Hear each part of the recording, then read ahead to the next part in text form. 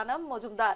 মাত্র ৩৫ বছর বয়সে প্রথমবার নির্বাচনী রাজনীতিতে নেমেই তিনি রেকর্ড ব্যবধানে জয় ছিনিয়ে নিয়ে কার্যত ধরাশায়ী করলেন তিনজন প্রভাবশালী বিধায়ককে। তার সঙ্গে নতুন এক রেকর্ড, এবারের বিধানসভা নির্বাচনের সবচেয়ে বেশি ভোটের ব্যবধানে বিজয়ী প্রার্থী জুবের এনাম এবং তিনি ১,০৫,৪৪৮ ভোটে জয়লাভ করেন। ৩৫ বছরের জুবাইরের কাছে ধরাশায়ী তিন বিধায়ক, আলগাপুর কাটলিছড়ায় রেকর্ড জয়, চমক দেখালেন জুবের আনাম মজুমদার।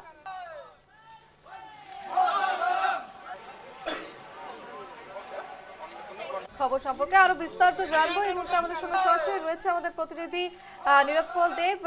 নীরদপল, একেবারে আমরা যে খবরটা ছবি দেখতে পাচ্ছি, জুবের আনাম অন্যতম নাম এখন এবং একেবারে সবচেয়ে বেশি ব্যবধানে জিতেছে, কি খবর উঠে আসছে?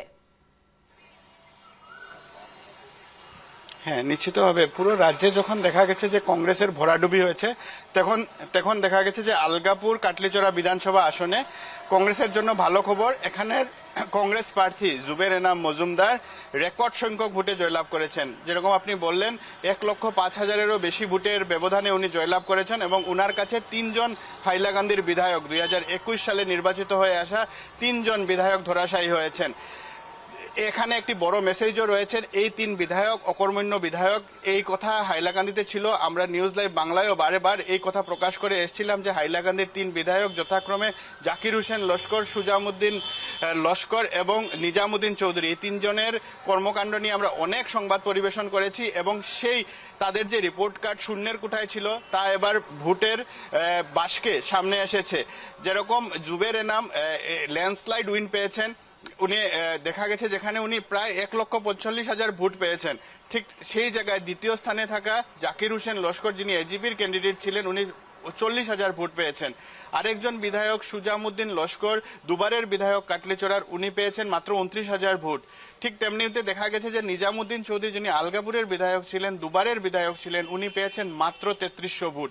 তো এটা কথা স্পষ্ট, যারা জনপ্রতিনিধিরা আছেন তারা জনগণের কাজ করতে হবে। তারা যদি জনগণ থেকে সরে যান, নিজের মধ্যে যদি ঝগড়া, অন্যান্য কথাবার্তার লড়াইয়ে যদি তারা ব্যস্ত থাকেন, তাহলে তাদের গতি কি হয় এবারের আলগাপুর কাটলিচড়ার ভোটের চিত্রে তা তুলে ধরা হয়েছে। জুবের আনাম রেকর্ড সংখ্যক ভোটে জয়লাভ করেছেন, কিন্তু যে বিধানসভার যে জনগণরা রয়েছেন তাদের যে ক্ষোভ, সেটা ইভিএম এর সামনে দেখা গেছে। ইভিএম এ সে কথা প্রকাশ পেয়েছে, যেখানে নিজামুদ্দিন চৌধুরী আলগাপুরের বিধায়ক, দুবারের আলগাপুরের বিধায়ক, কিন্তু উনি মাত্র ৩৩০০ ভোট পেয়েছেন।